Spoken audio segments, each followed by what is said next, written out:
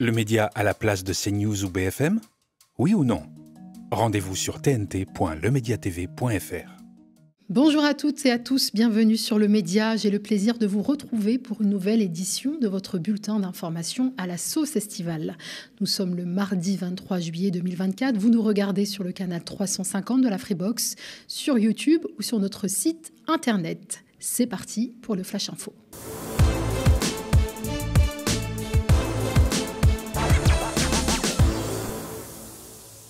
Dans l'attente qu'un nouveau Premier ministre soit proposé, la France insoumise souhaite avancer ses pions. Ce matin, la présidente du groupe LFI à l'Assemblée nationale a annoncé le dépôt d'une proposition de loi visant à abroger la réforme des retraites. Elle s'en est expliquée sur France Inter.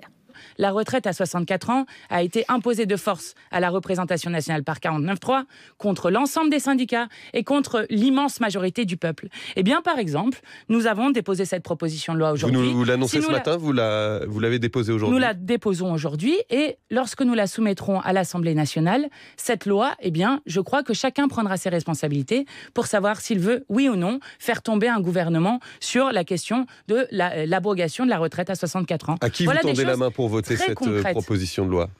Eh bien, l'ensemble des députés qui, lors de la précédente législature, je le rappelle, allaient déjà voter contre. C'est pour ça qu'ils l'ont imposé par 49.3. Il y avait déjà une majorité dans la précédente législature pour battre la retraite à 64 ans. Donc je pense qu'il y a une majorité encore plus grande aujourd'hui.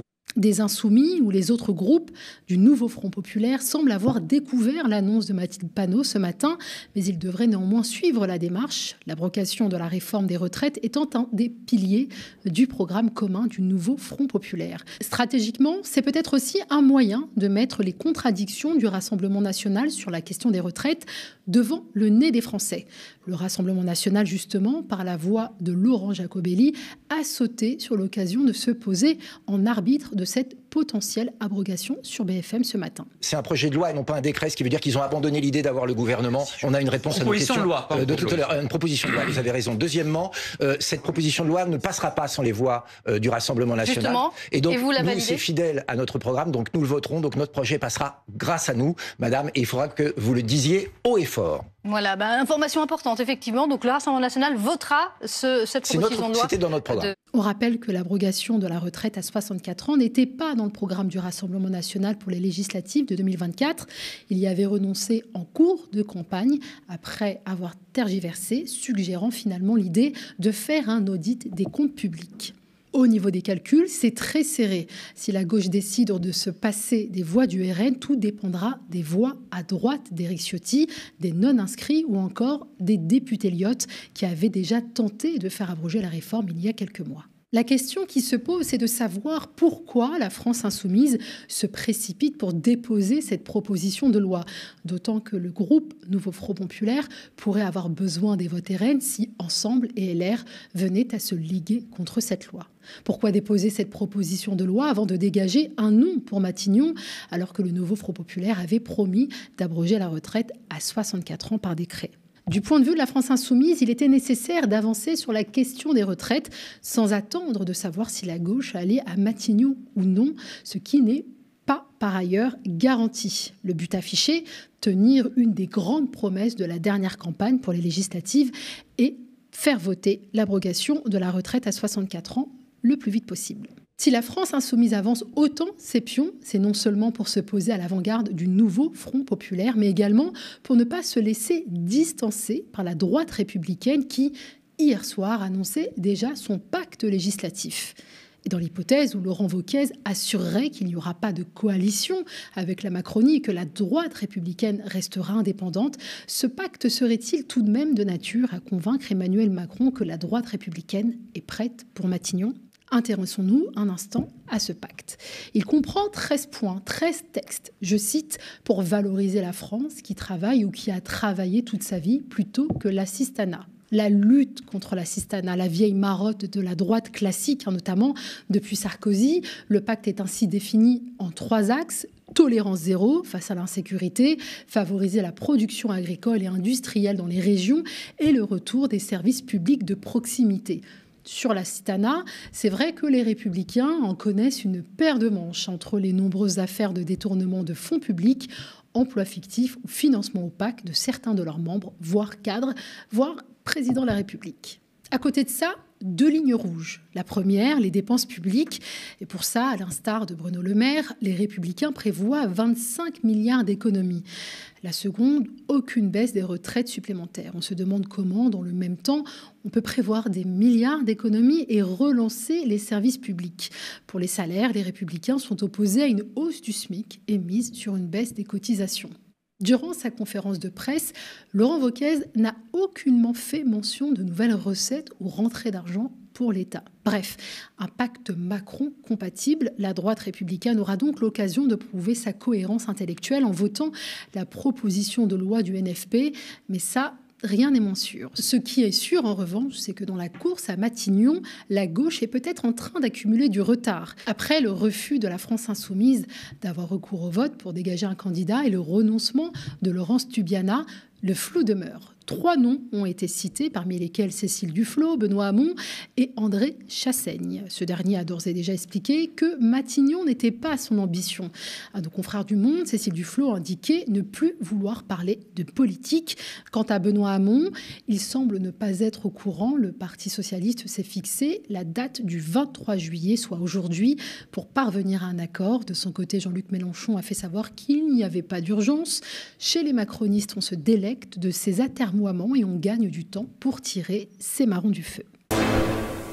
JO 2024, le comité olympique palestinien a saisi ce lundi le comité international olympique pour demander l'exclusion immédiate d'Israël des Jeux olympiques de Paris 2024.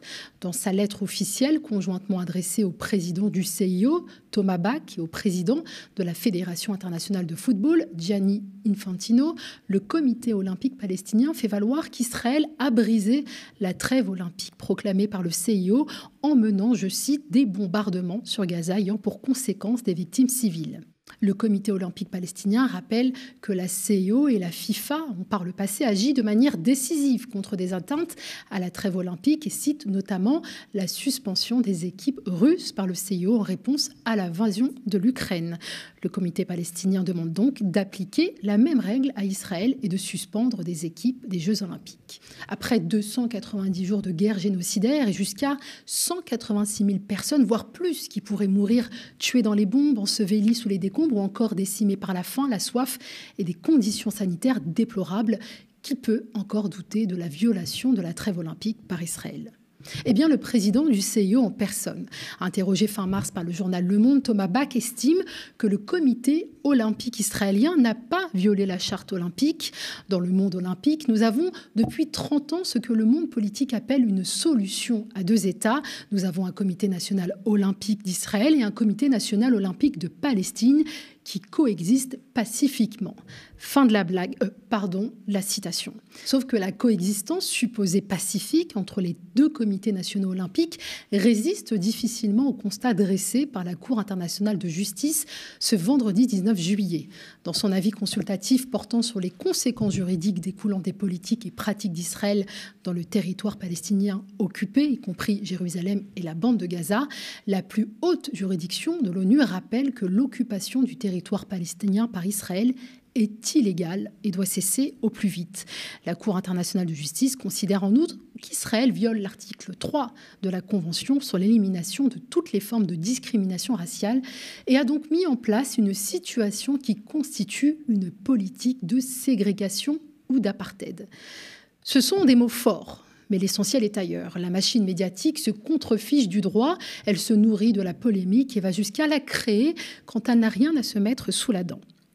La machine médiatique, elle est aussi en marche et elle aussi contre la France insoumise. Et c'est cette fois le député Thomas Porte qui est depuis des jours dans le viseur des chaînes d'information en continu. Les médias détenus par les oligarques et des personnalités politiques ne lui pardonnent pas les propos qu'il a tenus ce samedi 20 juillet à l'occasion d'un rassemblement de soutien au peuple palestinien. Nous sommes à quelques jours d'une échéance internationale qui va se tenir à Paris, qui sont les Jeux Olympiques. Et moi je suis ici pour dire que non, la délégation israélienne n'est pas la bienvenue à Paris. Les sportifs israéliens ne sont pas les bienvenus aux Jeux Olympiques à Paris. Et il faut utiliser cette échéance, tous les leviers que nous avons pour créer des mobilisations. La séquence filmée a depuis été maintes fois partagée sur les réseaux sociaux et instrumentalisée par les soutiens inconditionnels d'Israël. En premier lieu, le CRIF, son président Yohann Arfi, est allé jusqu'à faire un parallèle entre la prise d'otage de 11 athlètes israéliens par un commando palestinien au JO de Munich. Depuis le 7 octobre, je cite, Thomas Porte légitime le Hamas. Il met maintenant une cible dans le dos des athlètes israéliens déjà les plus menacés des Jeux Olympiques. Les éléments de langage sont désormais distillés et consciencieusement assimilés par Gérald Darmanin, qui accuse à son tour Thomas Porte de mettre une cible dans le dos des athlètes israéliens. Le ministre de l'Intérieur enfonce le clou et dénonce des relents d'antisémitisme. Je veux dire que ce député de la France Insoumise met une cible dans le dos à ces athlètes israéliens. Ces relents d'antisémitisme dans ses propos sont évidents. Il n'attaque pas la délégation nord-coréenne ou iranienne.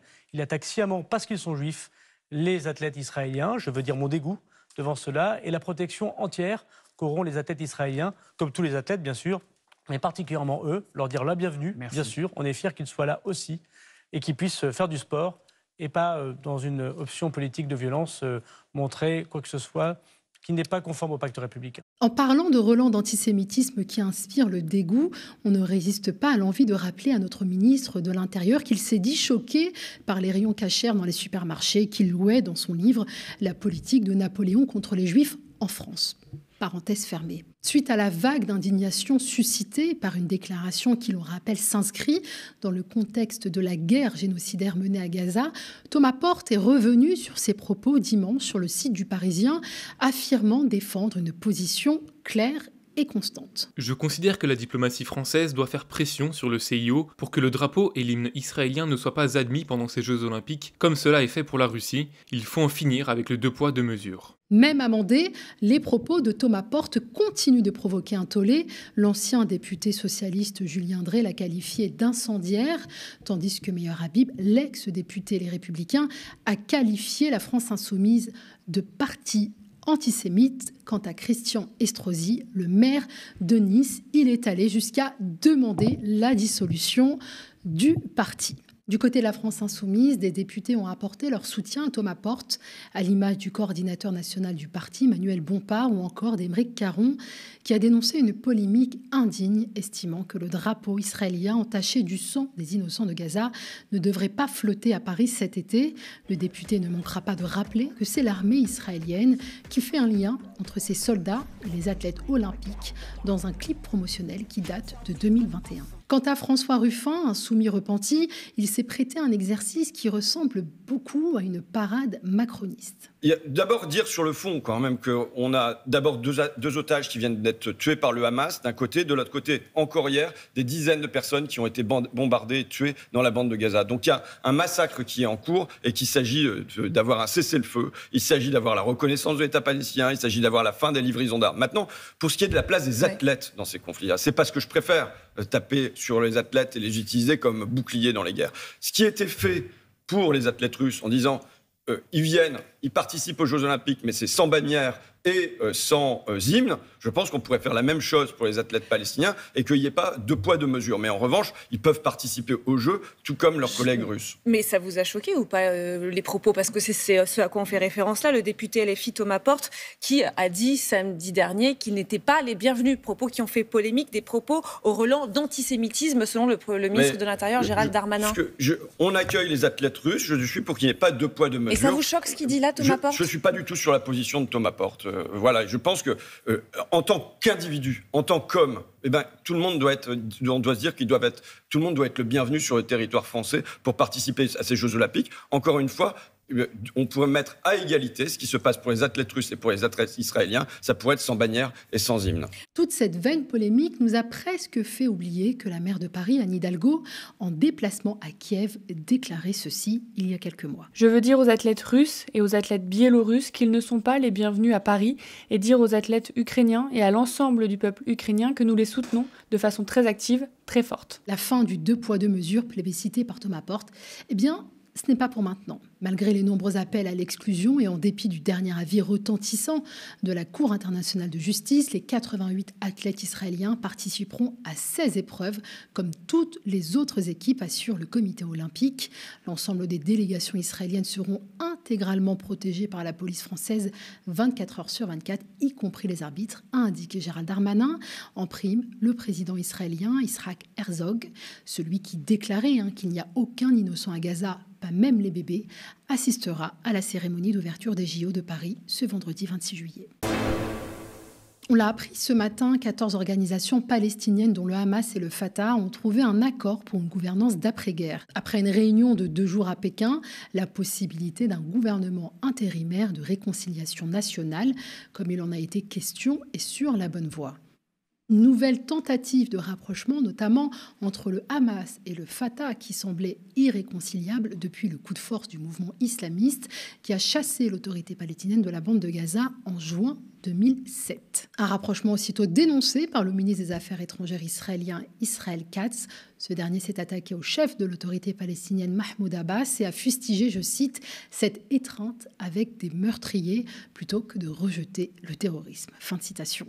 Cet accord est d'autant plus important que la Cour internationale de justice a rappelé ce week-end l'illégalité de l'occupation israélienne sur le territoire palestinien, une position partagée par le chef de la diplomatie européenne, Josep Borrell. L'occupation en cours à Gaza est quant à elle marquée par un nouveau bilan catastrophique du nombre de morts à Gaza. Selon le ministre de la Santé du Hamas, plus de 39 000 personnes ont été tuées et 90 000 blessés recensés. Des chiffres qui pourraient exploser avec un risque de polio que l'OMS craint de plus en plus. Merci d'avoir suivi ce bulletin d'information. Je vous rappelle que nous avons déposé notre dossier auprès de l'Arcom dans l'espoir d'obtenir un canal TNT. C'est l'un des plus grands défis de l'histoire du média que nous ne pouvons relever sans votre soutien. Rendez-vous sur tnt.lemediatv.fr et d'ici là, restez connectés. Nos programmes se poursuivent en continu sur notre antenne. Bonne journée sur le média.